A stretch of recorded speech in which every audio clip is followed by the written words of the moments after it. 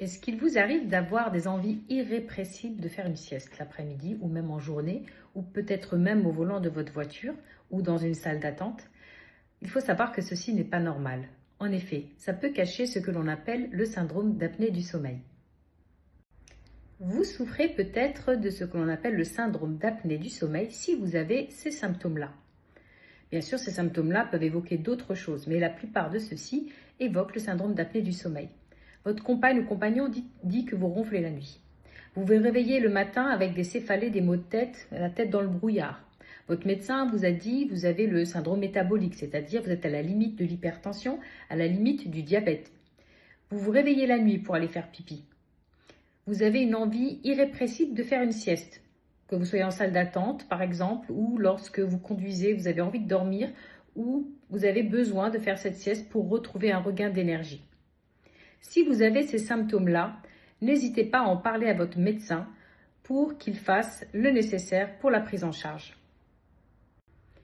Il n'y a pas d'âge pour avoir ce syndrome d'apnée du sommeil, parce que l'une des causes aussi, c'est les grosses amygdales. Chez les enfants, qui ont des grosses amygdales, qui ont un sommeil agité, souvent qui sont hyperactifs. Ça peut être en lien avec un trouble du sommeil et un syndrome d'apnée du sommeil lié à l'obstruction.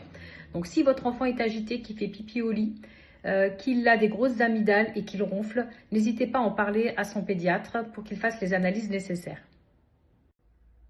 Et si vous-même, vous avez un certain nombre de symptômes que j'ai cités, n'hésitez pas à en parler à votre médecin traitant, d'autant plus qu'il est plus fréquent ce syndrome chez les personnes qui ont un trouble de l'articulation ici avec une mâchoire qui est beaucoup plus en avant parce que ça va perturber en fait la circulation de l'air au niveau de la gorge lorsque vous dormez.